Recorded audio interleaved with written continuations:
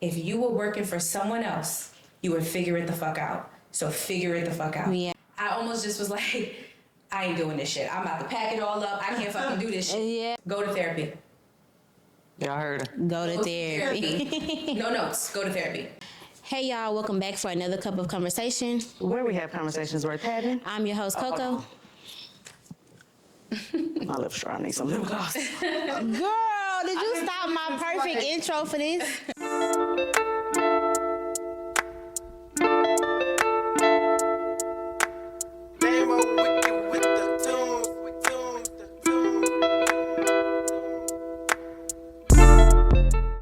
Hey y'all, welcome back for another cup of conversation. Where we have conversations worth having. I'm your host, Coco. And I'm your host, T. And today we are celebrating Small Business Women's Month for the month of October. And we have a special guest, Miss Dove Virago Lux Skin.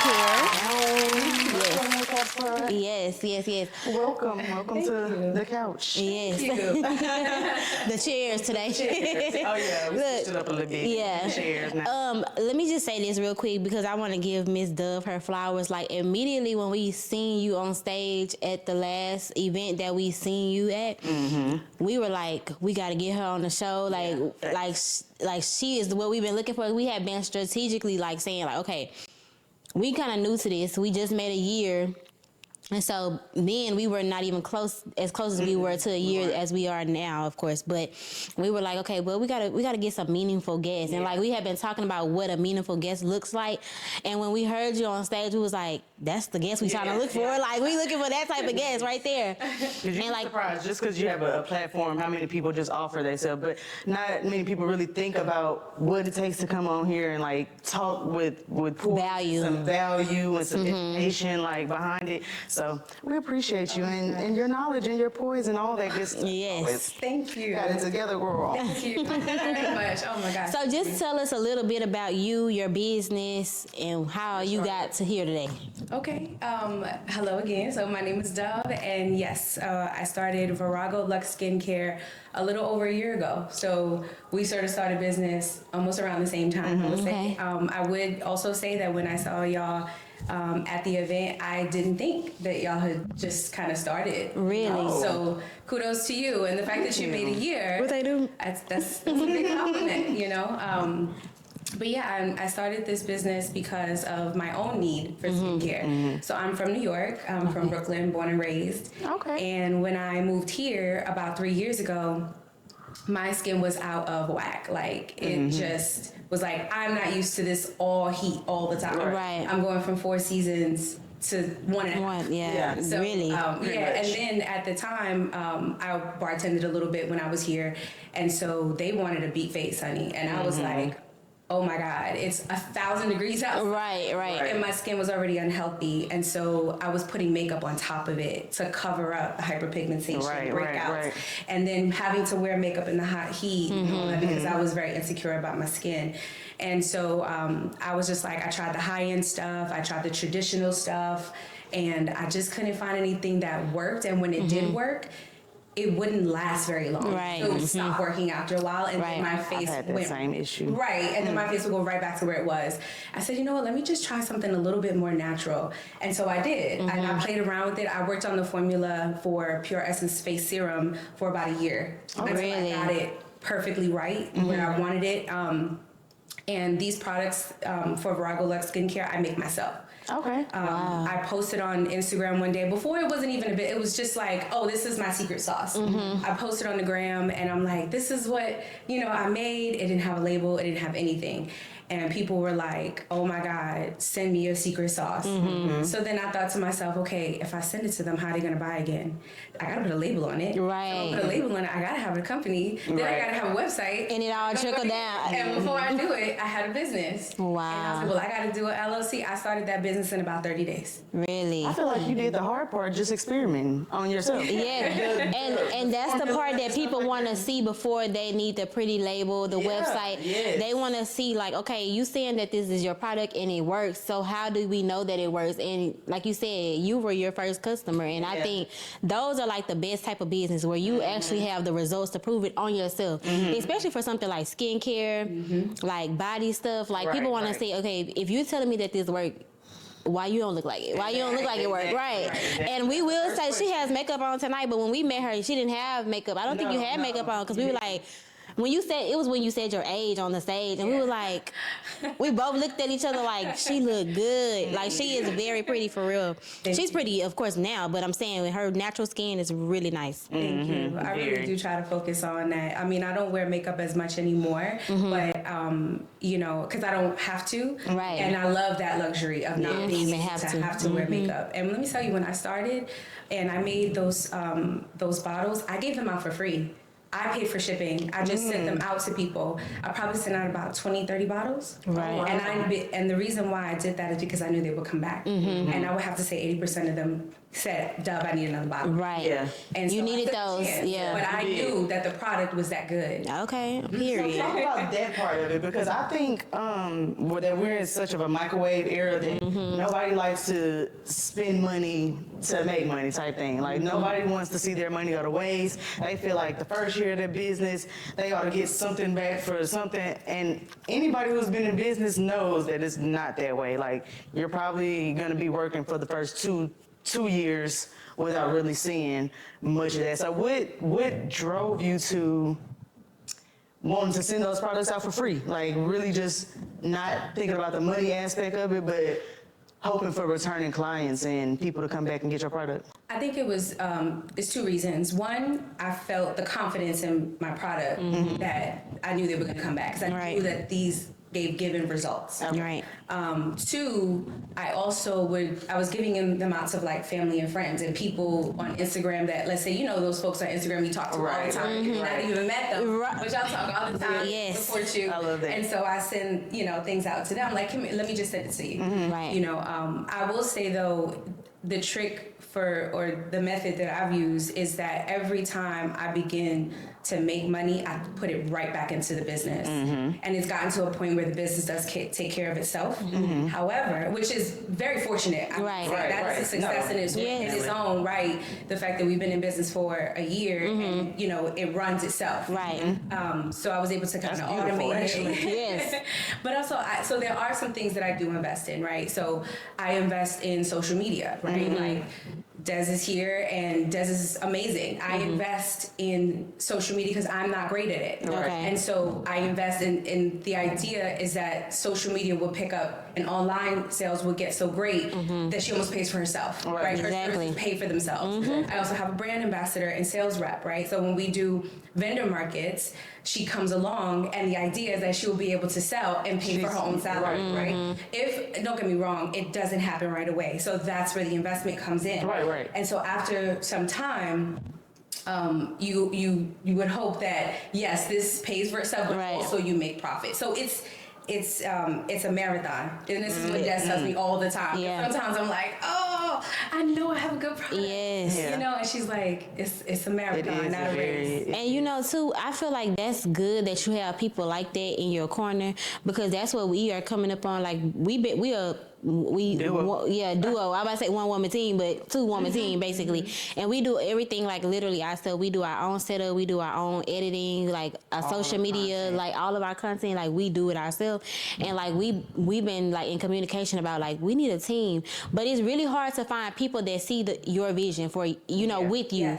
You know what I'm saying? To see that, okay, well, you might not get what you want to get paid right now, but just know when the business take care of us, we taking care of you, like type of thing. Right. And I know some people, one of those things where we profiting and we're not taking care of our people, or we get somebody new because we have money now, or something like that. And it's really hard to find people that will do that. You know what I'm saying? So to have somebody that's like pouring into you like it's a marathon, it's not a race. You know, like that's top tier. Like that part is top tier. And I have been saying us and we ever since I started this company because I always felt like I was going to be able to have a team. Right.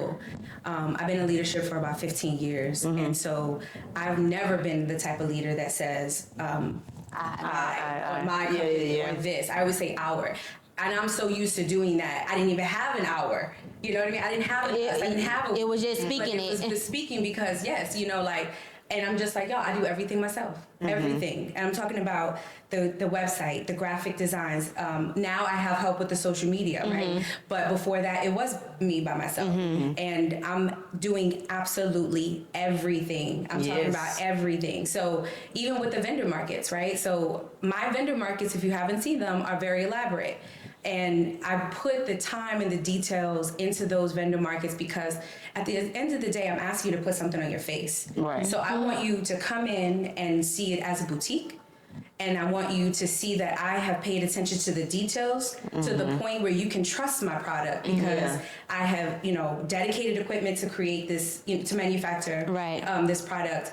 And everything is clean and safe and detail oriented. Right. And I want you to understand that by just the presentation and also the aesthetic of it, right? I mean, sometimes people ask me, oh my God, why do you have so much stuff? I said, people love it. Yeah. And it is a lot of work. Yeah. It takes me about an hour and a half sometimes if I'm by myself and I'm just like y'all, lugging the stuff in. I got hand carts and wagons and all kinds of stuff that I got to bring in. And But it looks really good. It's inviting. It's like a spa setting on the go almost like I see that. So I think that what you're doing is good because sometimes we, like T said, the microwave generation and that everybody has a business now. Sometimes you see stuff and you like, do you really love skincare? Or do you really know about skincare? It's just as a money grab. You just slap some labels on in your kitchen and just went on. Like, it looks very luxe, like the name. It looks very luxe.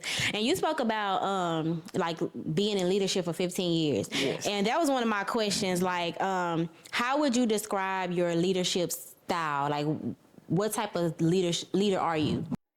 so when I always lead from behind because the work drives us. The other person that we have on the team, her name is Deja. Absolutely wonderful. We had a full sit-down interview. It wasn't like, hey girl, can you help me out? It was like, no, we're going to set up a Zoom call. Let's have an interview. I looked her up. I kind of did a little bit of background and did some references and we had a full-on interview. I love that. And just because we're a small company doesn't mean that we can't do these professional big business things. Big company things, So we had to sit down and we spoke.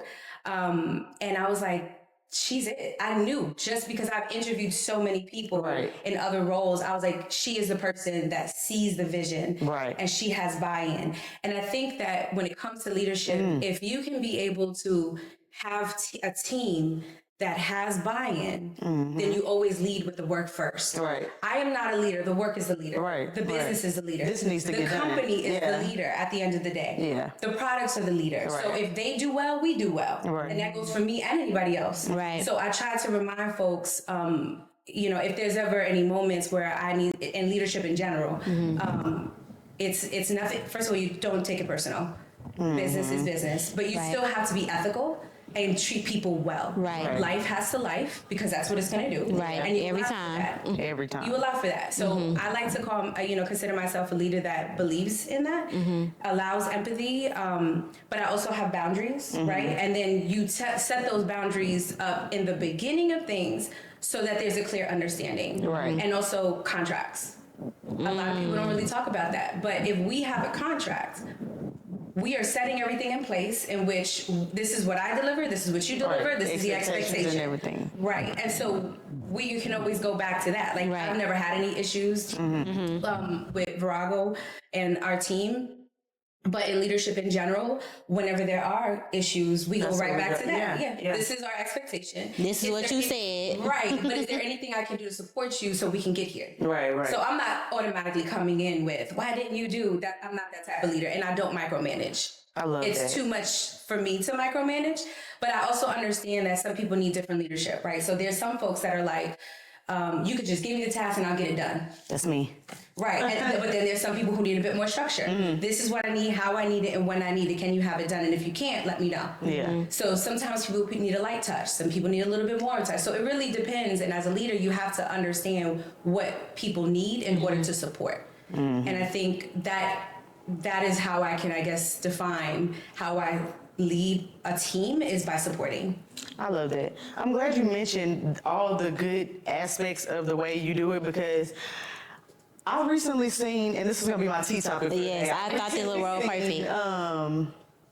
on social media about how black women supervisors are like the worst people to work under, and it's always a belittling type of thing, and it's always attitudes and this and that, and don't let you look better than her. I'm like, girls, are y'all that serious? But anyways, what would I had a question. Have you ever had any of these like bad experiences when it comes to people working under you, or are you working under anybody that was a woman of color? So I've worked for black women. My favorite. I would work for a black woman any day. Really? I have no problems. So when I was in education, I was a director of operations. But before I was that, in that role, I was an executive assistant to principals. Okay. And those women, I can call them right now and say, hey, I'm in New York and I need a place to stay. And they will open their doors to me. Right. And it's been over 10 years, right? So I have wonderful experiences working for black women, right? And I would have to say also is that they taught me leadership. And I think what happens with companies is that companies will say, you do this job really well. You should be a supervisor. And don't give them coaching ability or coaching skills. That is the wrong way to do it. Because you go from doing a good job, the task is a great task that you do, right? And then when you step into leadership, you now have to manage the people that do the job, not the job. Good. And It's literally happening in my life right now. Right, and so a lot of jobs don't understand that you have to give coaching and leadership coaching On how to lead. They need to know how to teach. Exactly. They know how to do the job good. They don't know that they know how to deal with people Or manage people, And you may be able to teach the task really well, right? But you still have to be empathetic. You have to learn. You have to know that life lives. You have to also understand how to support from behind. And you never say, "Oh, this is my team." You'll never hear me say that. It's just not my style. Yeah. But I think at the end of the day, I've always had great experiences. Now, mind you, in leadership, I've also had some people that didn't really have buy-in on me, right? They were like, oh, she thinks she's too cute. You know, like, oh, here she come. And then don't let me work with a gentleman who's in the same, and he kind of looked like something, oh, I'm, right? You know, I done fucked him 2 ways to Sunday. And it's like, come on, just because I'm good at what I do, and because I'm in operations, and I've been in operations so long, I do have to deal with a lot of men, right? But we're talking about facilities, construction, and all these things, right? Because I literally I was a founding director of operations and helped build a school in New York. Okay. And so in doing that work, we had to move walls and do all kinds of things. And so there were a lot of men at the table. Of course. And so don't someone actually respect me for my, for my position, skills. She fucking him. Like, come on, girl, like I'm here with you. Right. But that's what happens. Yeah. And so It's the reality of and so I think that the key to that is to be fair. You cannot take it personal. And sometimes I will literally carry a Q-tip in my pocket. If I know I'm gonna have a bad, I'm gonna have a rough meeting, and it means quit taking it personal. And I'm just like, come on, don't take it personal. It's cool.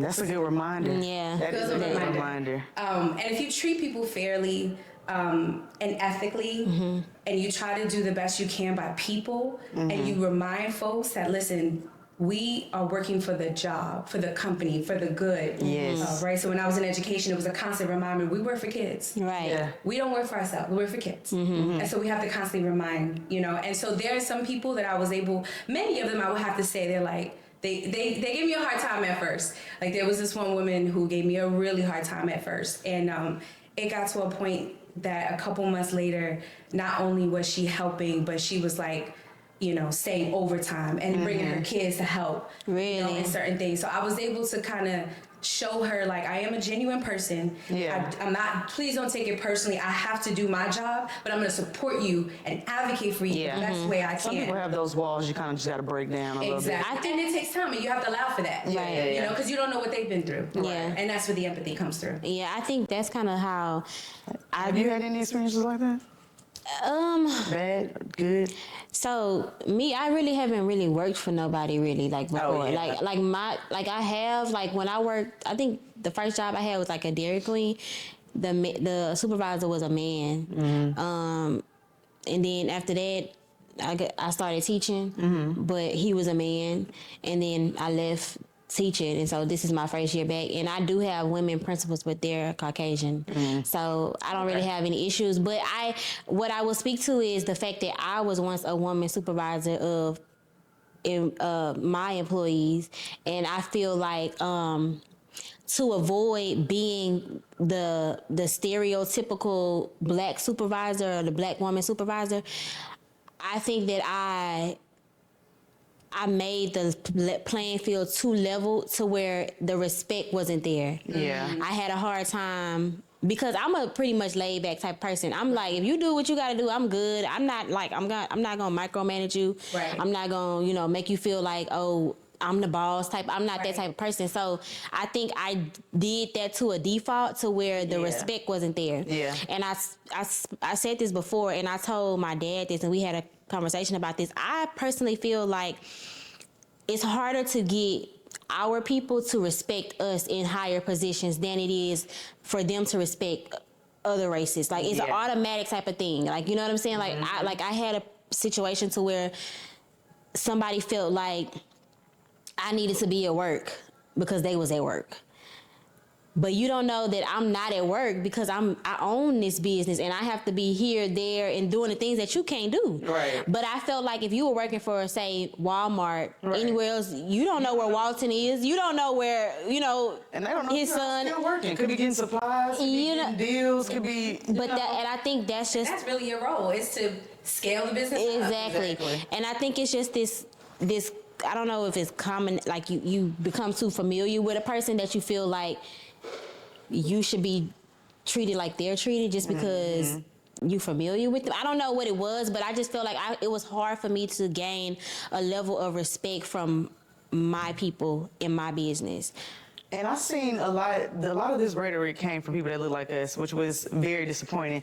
Because one, I want to let y'all know this. I think we might need to start having like black focus meetings or something where we discuss these things, where it's not in public, letting everybody know, oh, we don't like when black women are our supervisors. Now, it's people who pay attention to stuff like that, and they take that in. And when they about to make this girl the supervisor, I'm gonna go with this one. She's probably more likable. Right, you know right. what I mean, she's probably not as much of a headache, like everybody was saying. Right. And so that's my first thing to it. But my second thing is, I don't know why we pick apart each other like this. Like why we are so nitpicky. Like you said, they wouldn't have done that to Walton. I don't know why we do this to each other like that.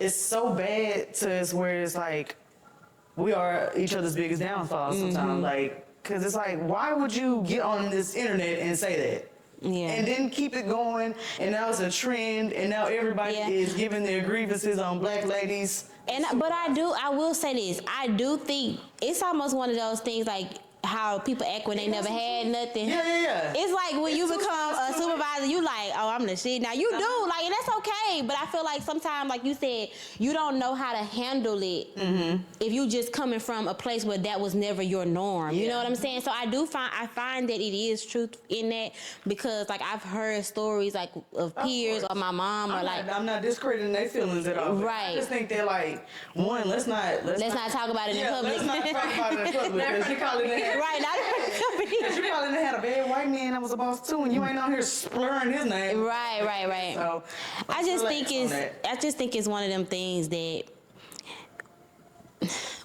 it's just us. Like I think it's one of them. Unfortunately, I would have to say though, in my first couple of years of leadership, I did feel like I had to prove myself. Yeah. And in order to prove myself, because the thing is that I rose above my peers. And so that was very hard for some of my peers. Like, why her? And that's where the whole, she gotta be, And so I felt like I had to prove myself in order to be there. Yeah. And in some ways you do, but I think that the proving itself looks a lot different than what people think. Yeah. The whole, oh, you're gonna do this is my team and I need you to be here. No.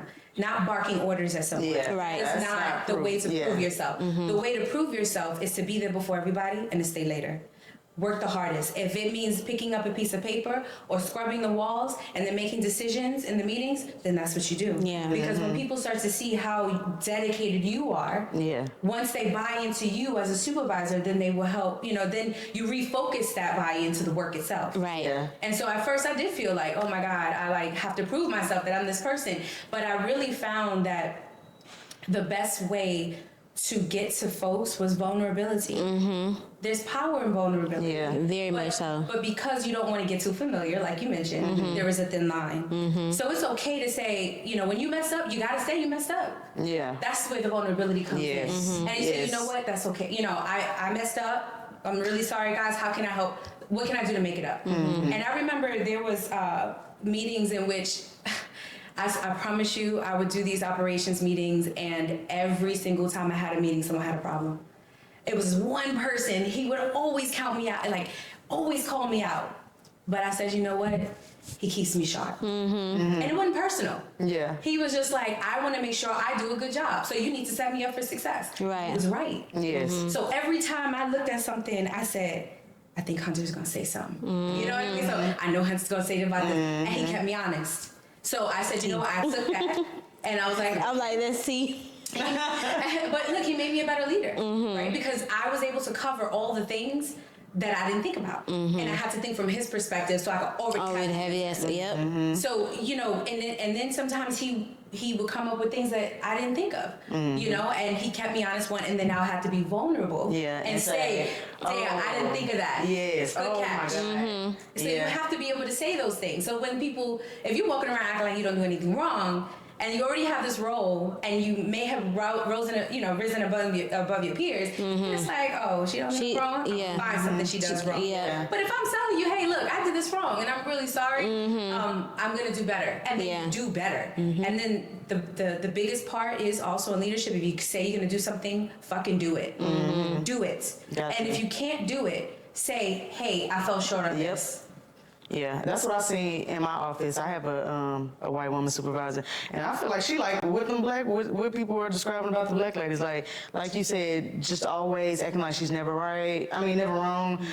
Just can't admit to her, and I'm just like, you would be so much more of a supervisor because she does the come in early, stay late. She proves herself, but it's like you would be so much more of a better supervisor if you had a little more empathy in your way, and if you had some vulnerability, if you act like you were human sometimes. That's a woman's power. Yeah. And I think that empathy is our power. Yeah. I think it's normal for men to do it because our biggest boss, like the VP, he does that too, but it's more like when he do it because it's like that's what they walk around here and think. Like they think we're just office ladies that don't do nothing. When really we got the company on our back. Right. No, really. Yes. Yeah, I think that's a tactic for across the board. I always tell like other teachers and stuff like that, or even like my husband when we first started raising my daughter. I think you have to let people know that you love them. Like with my kids at school, like I have to, before I could come in and be this Miss Jones, don't play this and this, I have to show you that I care about you first. Absolutely. Because I think that's when you get the biggest rebellion of when your kid feel like you don't even like me, but you gonna discipline. All you do is discipline me. You don't show no love. You don't ask me if I ate this morning, and maybe I'm acting like this because I'm starving since last night. And I think that's what I bring to where I am now, because I come from where the kids, they didn't. Like, we had to send them home with stuff, and now I'm in a district to where they believe, like, oh, you didn't eat? Like, why would you not eat? Like, and I'd be like, take a seat back. Like, just go get 2 breakfasts instead of 1. They didn't eat last night. So I think, like, that, and my kids, they respond to that. Like, they respect me, I feel like, in a different way than they respect people that might not show them that empathy and that love first before they try to discipline them or try to, handle them in a certain way. So I think that is across the board for like even adults. I would say that also, like, in leadership, in relationships, in friendships, in kinship, if it goes over it lands much easier for me to tell you when you're doing something wrong if I also tell you you're doing something right. Yeah. If I'm constantly telling you you're doing something wrong, then you're going to get defensive, as you should, right? Because I'm always telling you doing something wrong. Right. But if I praise you when you do something well, you did this, you rocked it out the park, then those are wonderful things, right? So when I say, hey, we kind of fell short on this one, you can understand that, like, oh, okay, like, yeah, I did. Yeah. Because I'm not here to criticize you. I really want to see you grow. Right. And so when Deja comes, she's actually a yoga instructor, Deja, that works with us as a sales and brand ambassador. Okay. And so there was an event recently, and I was doing a vendor market, and she was teaching the yoga class there. And I was like, she's like, oh, I can help you. I said, no, ma'am. I want you to focus on your business. Right. I want you to do what you do. If for some reason I'm fighting for my life, you'll know. Right. Towards the end, I was fighting for my life, so she helped me. Right. She didn't have to, right? And I told her, I said, I want you to focus on your business. And then, because good leaders really build good leaders. Yeah. And so I'm never in competition with someone, because that's your vision. Right. And my vision is my own. Right. And then there's also other skincare companies that I support. I have no problem with that, because your vision is yours. Right. And I have and it really is true. Like, when you get to a certain point in life, it's not a competition. It's collaboration. Yeah. It's collaboration. Yeah. So I'm always trying to build a network in that way. But with Deja specifically, I do, try to support her as much as possible with her business. And so she does that for me as well. I love that. That's why your business is going to continue to flourish, because I don't think people realize the weight. Yeah, the importance of pouring into not just your business, but other people as well. And people that's helping you, people that's supporting you when you don't have nothing. They just, like you said, that Instagram friend that's always, hey girl, you're doing a great job. Like, it's people that, I say this all the time. It was some of my friends that didn't come or donate to the live podcast, but it was people that I just talked to every day on Instagram that was like, hey, here's a donation. Like, hey, here's this. Hey, here's that. And not saying that makes you more or less of a friend. It just shows me a lot about people and how you and like how you're leveled or placed in their world. You know what I mean? What's crazy is, like, your family. This is what I learned too from this business. Because I have done a few other businesses before, and this time around, I was like, when I sent out all these bottles, I knew it was gonna come out because of the product, not necessarily like, oh, these are my friends. Because of who you are. No, friends and family, they're gonna be the hardest on you. Yeah. Ooh, they don't want to buy nothing. Right. Family wants you to prove yourself to them. Yeah. I'll let you know how good it is. Let me see how long you stick with it. Yes, that part. Right? That part. But let me see how long you're gonna work on this. And then when they see other people buying in, then they want to jump on the band. Right. Exactly. It just is what it is. And so I've stopped looking at my family and friends, and now I focus on what focuses on us. Right. So if I have these supporters over here, I'm not going to be over here begging these folks. Exactly. Exactly. But I used to tell T this, because I think she felt the way about it for a long time. Like, it's hard to get strong feeling about it. But what's up, y'all? It's your girl T. And your girl Coco. And are you looking for some brand exposure? Do you have a business that you're trying to put in front of a new audience? Because look, right now we are giving out free commercials. Free, Oprah style, baby. Yes, and you get one. Period. We putting it out there. And we building our brand, and we trying to help you build your brand. Yes. So if you have a small business, large business, medium-sized business, whatever kind of business you might have, let us know. Get in our inbox, email us, and let us know how we can help you grow your business and see some success this year. Yes. These slots are only free for a limited amount of time. We're going to give you the first 4 weeks of the month free. You get to see how we expose you, how many people come on behalf of Cup Conversation, and then you get to decide, is it worth it? So this is a deal of a lifetime, if you ask me. As a business owner myself, if somebody gave me this opportunity, I would definitely do it. We have views on TikTok, Instagram, and YouTube. Yes, and and just get out there, as well as the podcast platforms. Yes. So tap in with your girls. Very much so. Get them commercials while they last. Deuces. I always tell people this. When you start a business and you want your family to support, let's say your family does support. Let's say all the people in your family that you have support. you will not even be a thousandaire with the people that are in your family that support. They want a discount. Well, not even if they pay full price. Let's even say if they pay full price, you still wouldn't reach your 100,000 in 1 year if all of your families. So that is even more of a reason to not even care if they support or not, because ultimately you're still at the end of the day gonna need outside people other than your family. It may not even be your demographic. Right. That demographic? Not at all. Exactly. You know, your mama you know. I think the hurt come in to, well, I ain't gonna even say the hurt, but the like, damn, that's messed up type thing come in to where it's like I'm paying, or not paying, but I gotta get products out to strangers. I couldn't have gave that to y'all. Like, and I had y'all do my X, Y, and Z. Y'all show up. This my niece show. You know, this my, something. I could have did that for Seats y'all. filled. Yeah. You know what I'm saying? I could have just gave y'all free tickets. Like, Right. I gotta go do it to strangers. Bet, say less. Yeah. Say less. Cause It be like that. Like, you're gonna get rich from total strangers. Yeah. Networking is the thing. Like, networking is, that's why we was at that event we met you at. Like, Trying to meet more people. Yes. There are some folks, you know, who have like that really supportive family, and I love that for them. You know, I'm here. I have my person and I have his family, and they're very supportive.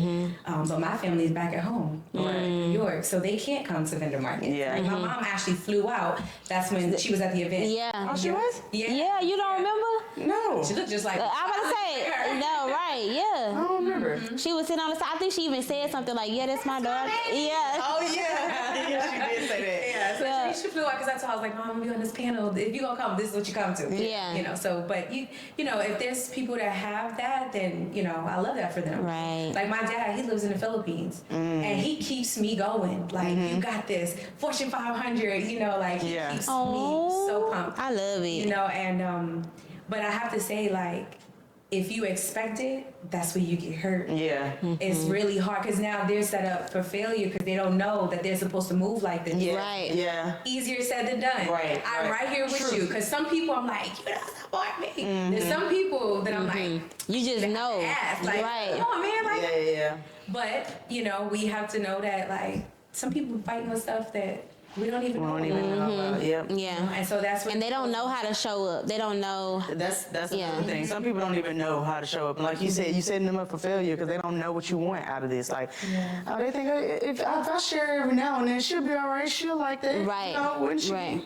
But you know. And then some people feel that, like, the only way to, like, to support is by money. Like, you have to buy a product. I was just about to say that. No, support can be free. Just tell a friend to a friend. Yeah. Post, share, comment. I can be honest and say I used to be that type of person. Like, I felt like if I couldn't do what I felt I wanted to do, then whatever else wasn't gonna be enough. Like, Baby, I'm quick to share. no, I feel like I think I've always done that part. But like, I feel like if I feel like I can't, like, if I, for instance, and this is not even business wise, but this might be just friendship wise. If I feel like I can't come and I can't bring you a gift, if I know that's what you require or something like that, I would just rather not come. Okay. Cause I feel like you might be thinking like, oh, just show up, be there. Like, but if I know you for real and I know you like any other time, you like, girl, I'm getting a gift. I can't wait for my birthday. I get gifts, this and that. And I might be broke or something like that. And I don't have no money. Then I'm just stay at home because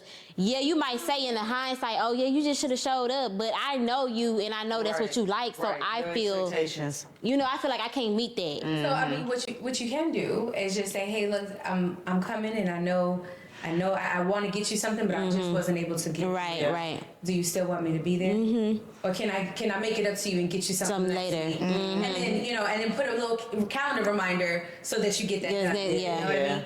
But I mean, it really is just like, just know how to frame it, I guess. But they just want you there. Like, I've had people myself who have said the same things to me, like, oh, I couldn't do this. Baby, I just want you to be there. I just want to look at the room and see a familiar face. Yeah, that's it. Yeah, that's what it. But sometimes you just want to look out and, like you said, see a familiar face. So y'all gotta understand, it's not as deep as it always seems. Yeah.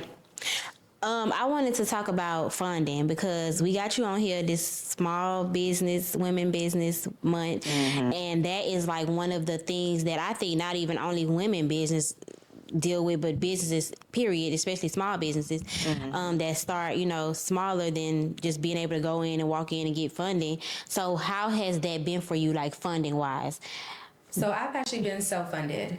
So everything, like I was saying before, is like everything that I find, any profit, I put it right back into the business. Okay. Now, the important thing I would say that a lot of folks don't do, and I didn't do this at first with my other businesses, is you have to budget. You got to stick to that budget. So don't just go out and start buying things. Yeah. Right? You got to do your research. I literally had an Excel spreadsheet where I had all bids. If I needed labels, I looked at Vistaprint, I looked at Canva, I looked at Local, and then I had them all listed Next to each other so I can look at quotes. How much is it going to cost me to do 100, 500? How long will it take? What is the shipping? Right. Go there in person. So once you're able to get an idea of all that you need, and you have to give room for, for other things, right? Right. Incidentals, right? Right. You may not expect. Budget yourself first, and then stick to that budget. And then if and I hate to say this, but the way that I've been able to save money is by doing things myself.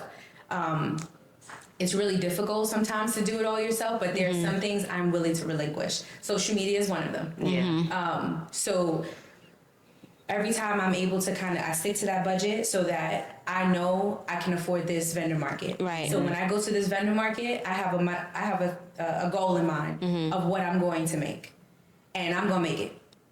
There are moments where I simply can't make it, right? Maybe there isn't enough people, or maybe I've oversaturated this crowd. Makes sense, like it happens, right? Yeah. So then how do we now turn that into another vendor market by meeting other vendors, meeting the organizers, being kind to everyone? Like, I don't care how bad the vendor market is, you always keep Smile. Yeah. always remain professional, because you don't know who's watching. Right. Yeah.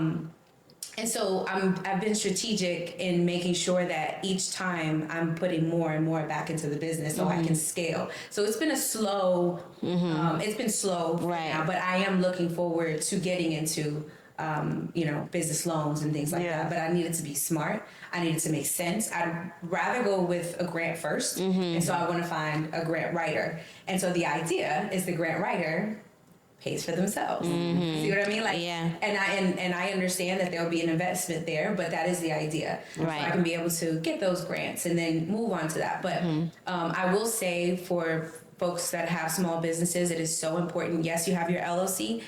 Get a business bank account.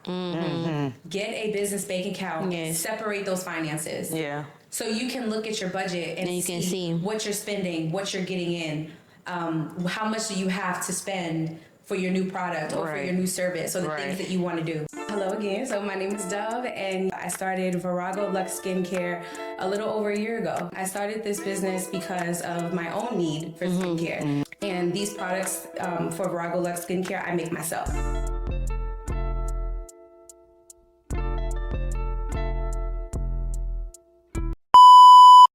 But like, it was smart, because I feel like when you get ready to ask for a loan, that's what they want to see. What money came in your bank account. Yeah. You know what I'm saying? Yeah, I mean, and if you take cash, they want to see all the things. How are you spending? They want to see that you are making money, right? Because they want to make sure that when you are asking them for their, you can give it back. You have the means to give back. Exactly. Now you can't go and do your taxes and say, "Oh my God, I made no money," and then go in and ask for a loan. Yeah, exactly. I made all this money, exactly. right? Like the math.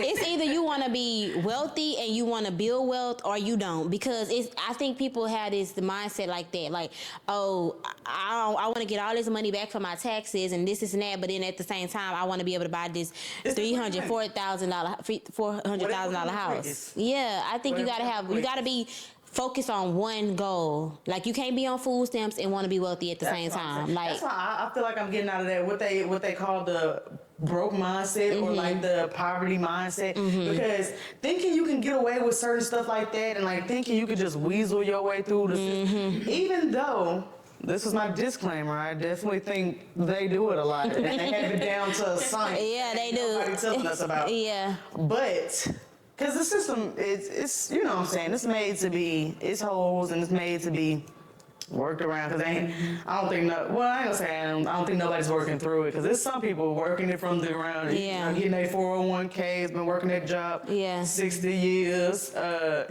people what are they're supposed to do, but I just don't think we know the ethical ways to get through the loopholes like they do. You know what I mean? Yeah, and it's not necessarily something illegal per se. It's just knowing the right verbiage to use, yes. and you know, How the to do right. it.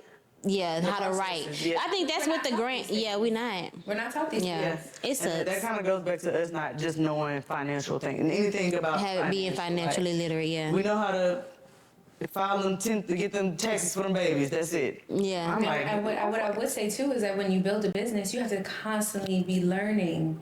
Like learning doesn't stop because you have to scale your business. So if you continue to just do the grunt work, how do you then scale your business to a point where you do become CEO? You'll never hear me say, "Oh, I'm CEO." I just don't usually say it. Yeah. Right? I'm a founder, and I say I'm with Virago Lux Skin.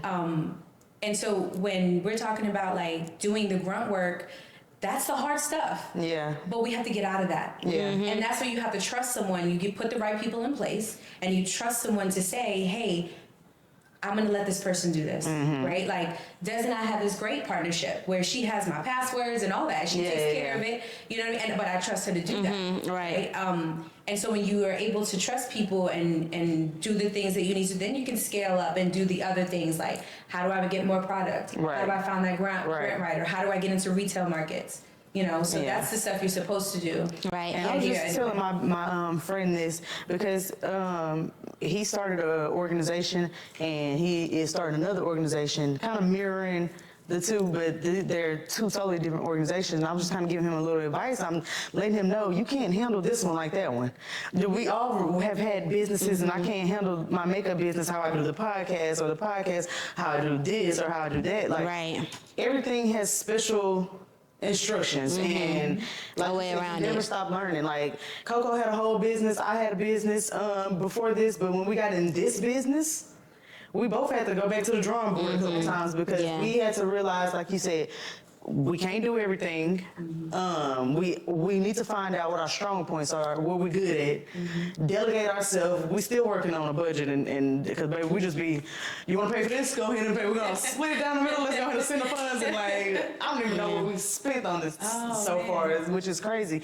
And I actually think I want to get like a financial advisor. I was gonna see something about talking to Lanaya about that, just to kind of like get us in order, not necessarily Bookkeeping. Yeah, Yeah. just like help or start us out. 'Cause And I was gonna ask you about a mentor. Like, do you have a mentor? Do you feel like it's important? Do you feel like it's necessary to have a mentor in your business? Or I think it is important to have a mentor. The mentors that I have are the women that were my leaders, you know, back in education. When I think about, you know, Jackie and Judy, love them. I'm like, what would Jackie do? What would Judy do? Right. You know, so they mentor me and don't even know it. Right. Because Okay. they've had such a lasting impression on me. Right. But as far as like a thinking partner, that's my person. You know, and he has his own business, and so we're constant. And then even Des too, and Deja. Like, I never have a problem being able to say, hey, I want to do this. Like, what do you think? You know, because you have to have objective opinions and be open to those. Yeah. Because sometimes you cannot see the mountain if you're standing right in front of it. Yeah. You got to back up. And sometimes someone has a different vantage point than you do. Yes. Yes. And I've been caught, and you know, and several times like, oh, I don't think you should do that. You know, and I'm like, well, why? Let's talk about it. Yeah. You know, let's figure this out. Right. And then you go from there. But I do have my thinking partners, and my person is. His name is Sean, and so Sean is Like your main one. Yeah, he's my thinking partner, but I'm not for him as well. You know, so he'll constantly be like, "What do you think? What do you think? What do you think?" You know, so yeah, we're each other's thinking partner in that way. I love that. I feel like business, it is necessary to have a mentor. It don't necessarily have to be in your field, but just or somebody, a formal mentor.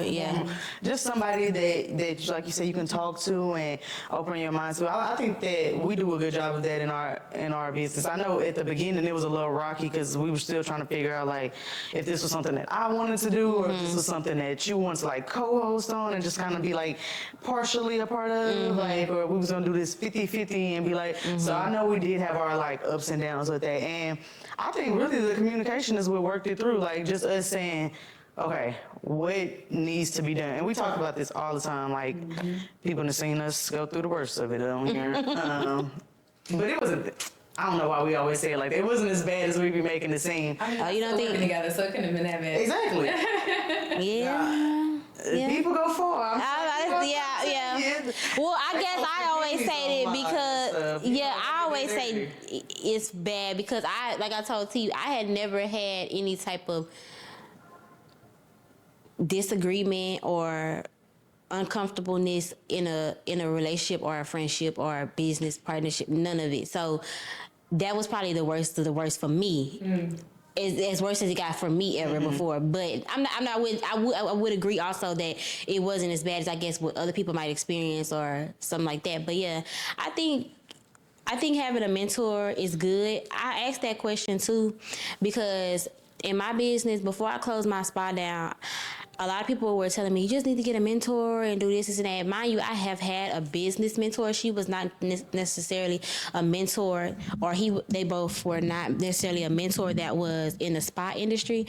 However, they were very well off in the business that they have, and they have always coached me and my husband to a lot of money. Business, outside of my spa. So I felt like when people kept saying, just get a mentor,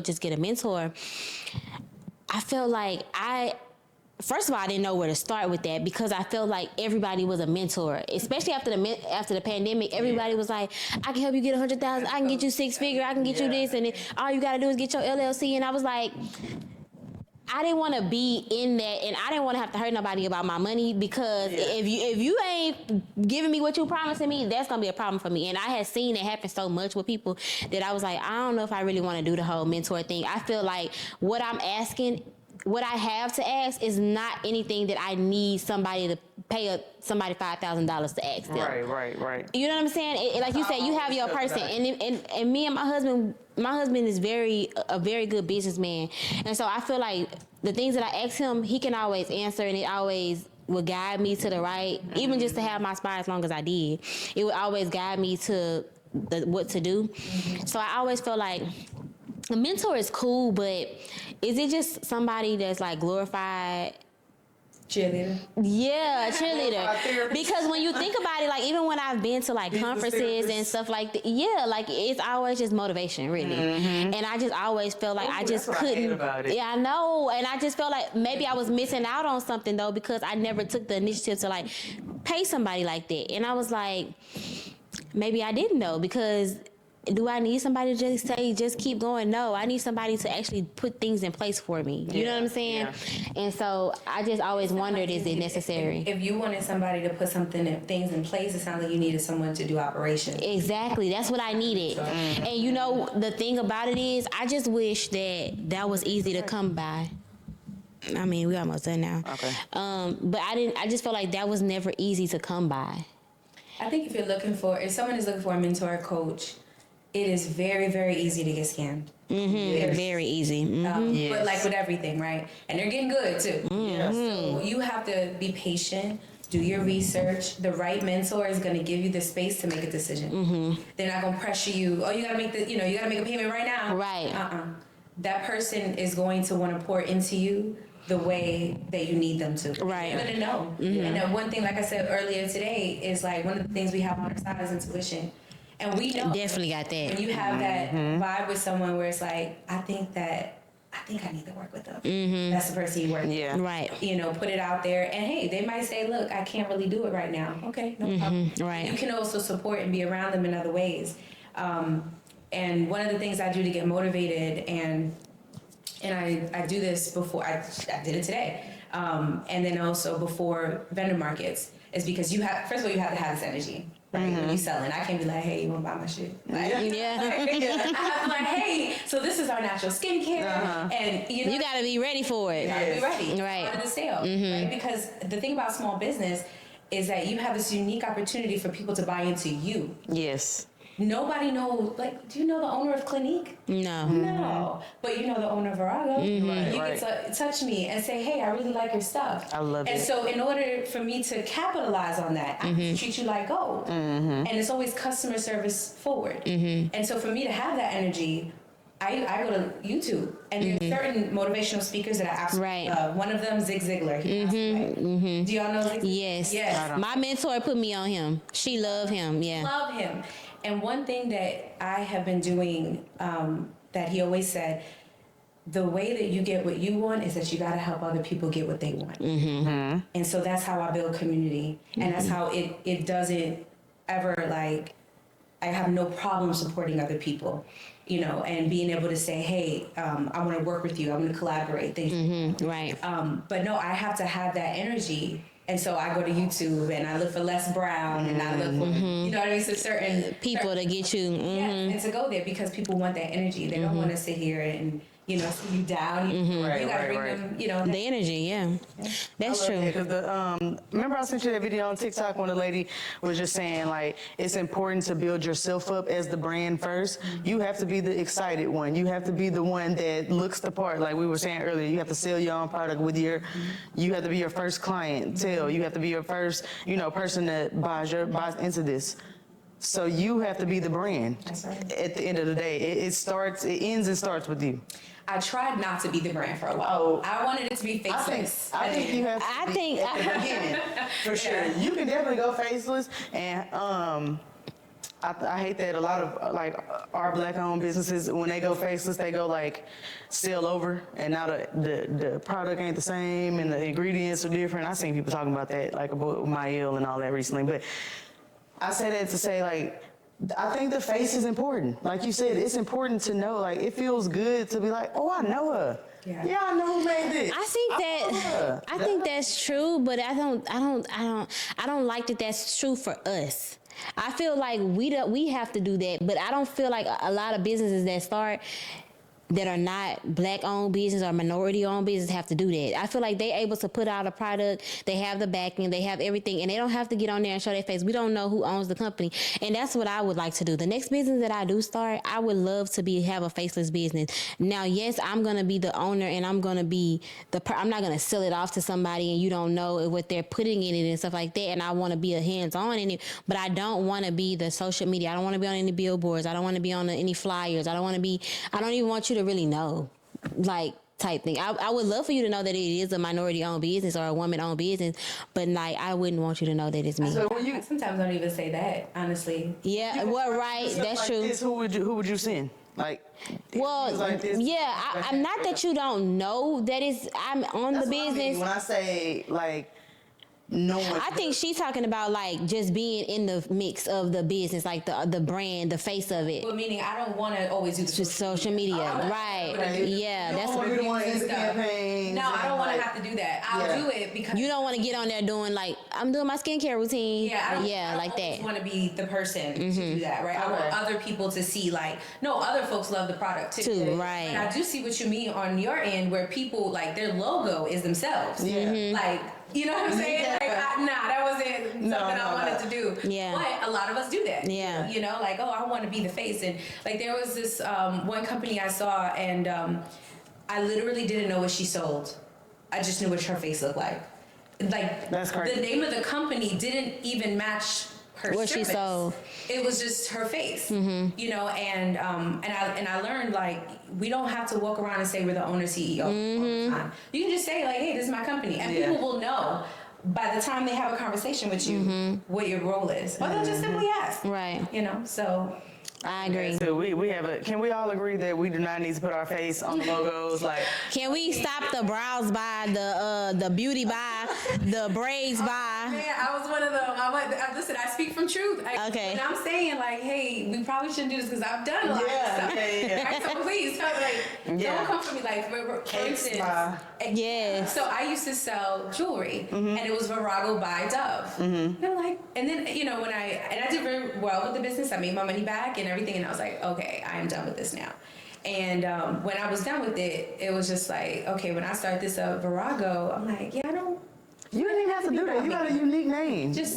I can't use Dove at all because, you know, products and chocolate. But I see more people doing that when they don't have a unique name. Like, you know, and then they'll put their name in it. No, I think that people just are and not in a negative way. I think people are ignorant to how business works and how branding a business and marketing a business works. I don't think that they do it because they don't have a name. Because you could come up with anything that's not your name. I think people just don't. Lacking creativity to like really put, like you said earlier, every single detail into your brand. Like lacking the creativity to know you have to do every single. It just can't be. TST. Right. Well, I think people don't know but people don't. What I'll say is people not the ignorance of it, but just the longevity of carrying a brand. I think they don't think about. I think you think in the moment. I'm going to start a brand. This is my brand. So, of course, my name should be on the brand or, I should be somewhere on the brand, but not thinking longevity. Like, how do you, because I always was taught by my mentors that I did have, what would your brand look like if you had it up to on the top of a building? What would it look like? What would your logo look like? How would people know? Even if we don't see Walmart and we see the yellow thing, we know that's Walmart. What would that look like for you? And that's how I went about, like, with my business, even with Body Conscious. I felt like that's what I wanted. So I could see that up there, and I could see the little body in the B form, and I could see that being taken from that, and being people still knowing that being body conscious. Yeah. So I think, but people don't know that. Like, okay, it can be in people's houses, but it can be at Target. Exactly. Or Walmart. And that really just goes with vision, right? Like, where do you envision? How far you want your business. Yes. Exactly. And so you have to actually backwards plan. Yes. And knowing where you want to be, and then, okay, if I want to be in, Walmart, what do those logos look like? Right. Those labels look like? Because I don't see, and not for nothing, no shade, I just don't see those kind of labels in the skincare game. Correct. Okay, I was about to say the same thing. Yeah, literally, I just had a conversation with my sister. I was just online. My sister she has a intimate line, and my sister is older, but my sister has also been in the workforce for a very long time. And so and I think because I'm a little bit younger, she asked me like for my opinion about like, how does this look, this is that. And, she was telling me, she was like, I want to come out with my product, but when I come out, I don't want it to look like I slapped a label on it. Yeah. She was like, I want it to look, she said, I'm 40 something years old. I need it to look like that. I need it to look luxe. I need it to look sexy. I need it to look like, people put their perfume on Dior on the counter, and I want it to look like that. And I was telling her, and I was like, so what are your, your products look like right now? Like, what is it that you send, that you've been looking at? And y'all, I'm gonna show y'all the products that she's been looking at. But I had to sit there and like tell her, like, sister, like, no, but she knew that wasn't it, though. That's why she was hitting me up. She was open to that. Yeah, she was open to it. But I was like, yes, see, you got to get something else, because this is what the products were. Gotcha. And I was like, no, that's not giving. It's giving teeny bop, it's not. And so I sent her some stuff, and I was like, you need something more luxe, like a glass bottle, like something nice. Like, little words on it. Yeah, simple, clean. And so, but like I said, she knew that though. But I don't think people think backwards, like you said. Like, I think people think in the moment, what can I buy with my money right now? Right. But that kind of goes into like the microwave generation of owning a business. Like, why not be thinking, can my brand? It's something, if you don't know that to think, if you don't know to think that in that moment, because I think about when I started my business. When I started my business, my logo didn't look like what it ultimately came out to be, and that is because I had a mentor that told me that, like, she spoke that. I remember her telling me, what would your business look like on top of a billboard? What would it look like on top of a storefront? Like, all of those things, what would it look like? And I feel like in that moment, your vision is just to start a business, and you're so excited about it. And you have this, it's almost like having a baby. You don't know what you're gonna name them, but you just like, I got a baby. Like, you know what I'm saying? I'm having a baby. Like, so I think that until you get to that point is when you take that serious. Until you're made aware of that you need to take it serious is when you take it serious. Maybe the podcast is a little different for me because we had businesses before and we was a little more business savvy when we got in here. But ever since we started this, I was thinking about how can I introduce it? What is it gonna sound like when I introduce to Charlemagne and Right. I go on a Breakfast Club. Right. What is it gonna sound like when I get in them rooms? Like, is it gonna be comment section? Right, because we started off with what is it gonna be? Like, so I guess maybe that could have like shaped my mind a little bit, but yeah, because when I did my makeup business, I can't say I was thinking like, but I also didn't want to do that longevity. I didn't say like, oh, I want to be the best celebrity makeup artist in the world. Right. Like, Need some ends. Yeah. I mean, I'm good at this. It is super important to sit with yourself as a small business owner and really do that thoughtful work. Yes. What are your where do you want it to be in a year, set it, or 5 years, and ultimately what do you want to do, what don't you want to do, as opposed to I'm gonna take whatever the biggest opportunity in the room. No, actually, we want to be able to get to a point where you say, no, this is the direction I'm going. Right. Because you can't hit a target you can't see. Right. Ooh. That's a word. You can't. Yes. And and then you at the same time, then you have some folks that are like trying to be too perfect, and then nothing comes out.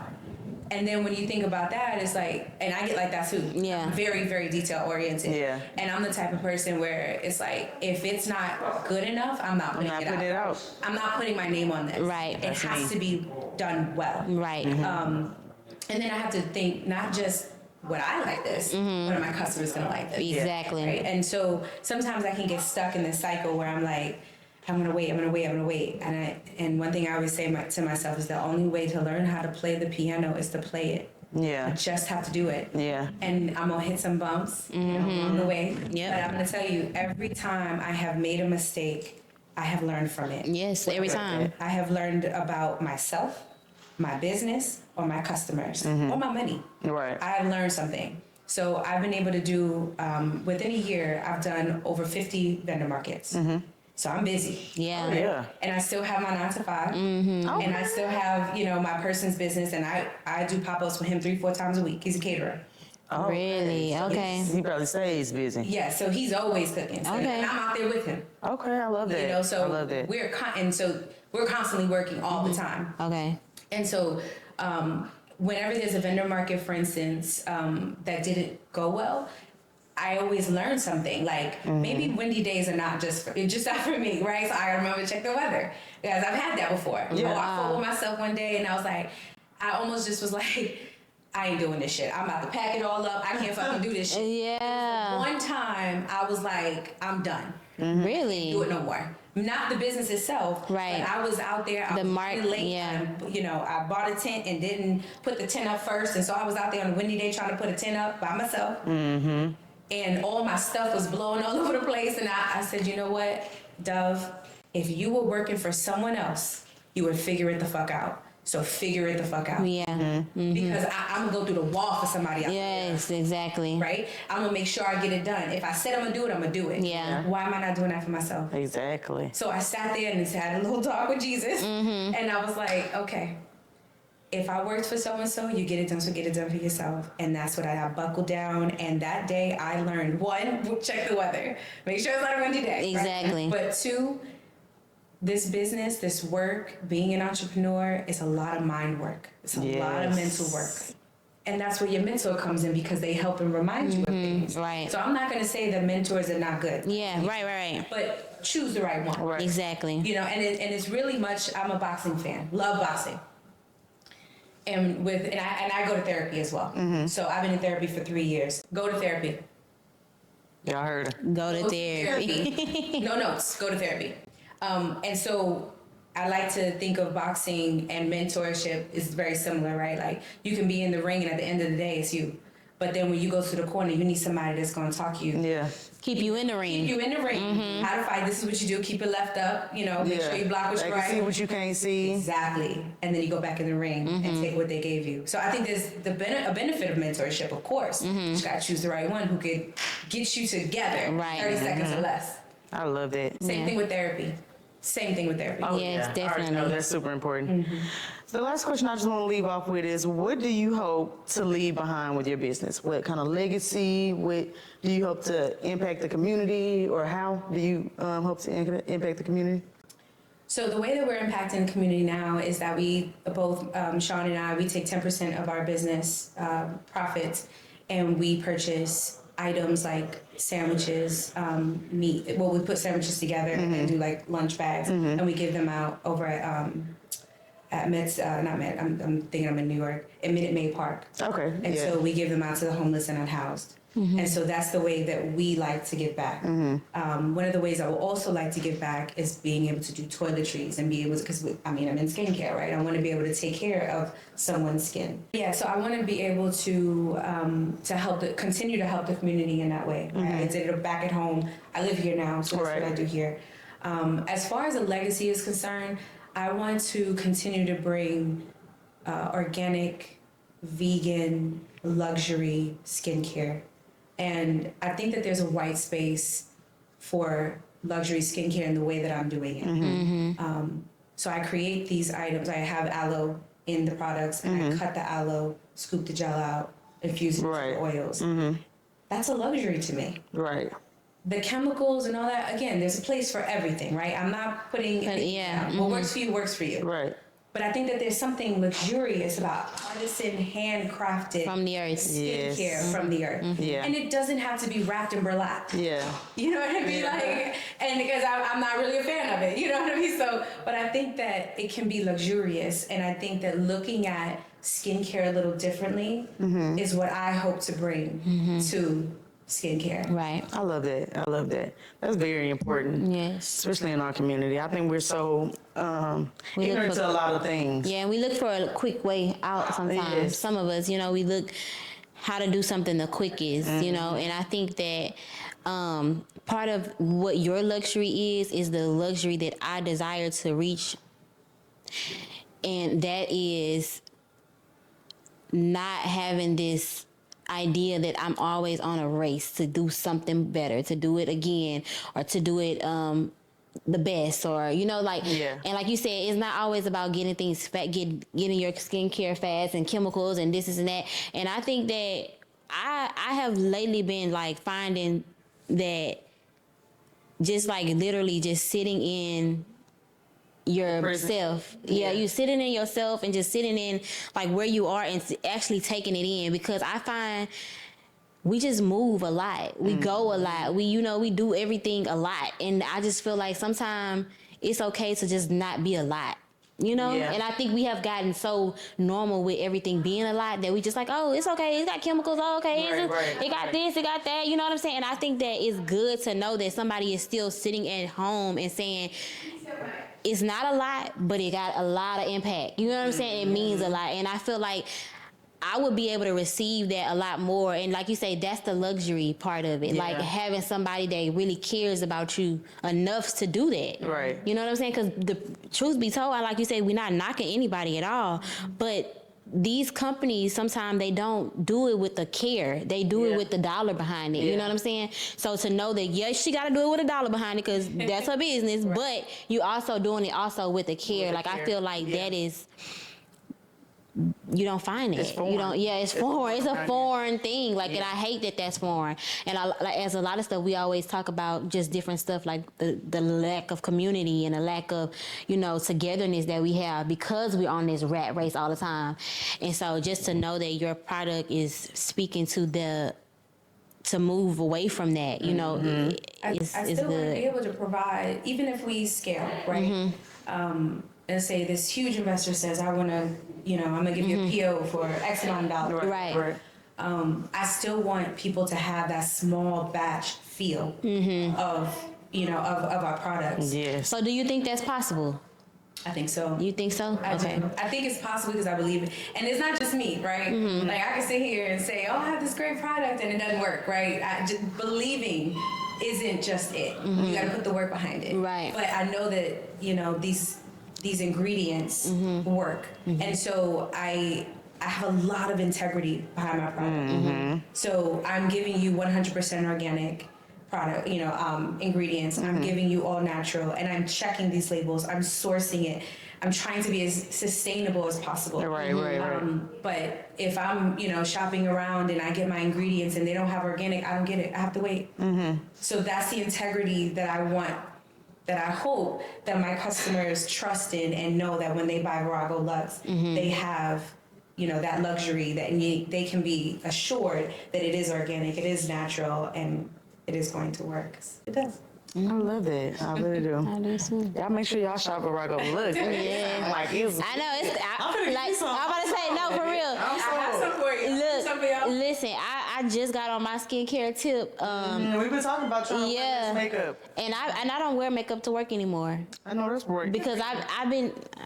We'll cut this part. You can actually uncut it out. Well, y'all, this was a great episode. Thank you, Miss Dove. Just always so poised and so just everything. You everything, girl. You everything. Like she is one of the ones like Lanaya. Like when we grow up, we want to be like you. Like you know.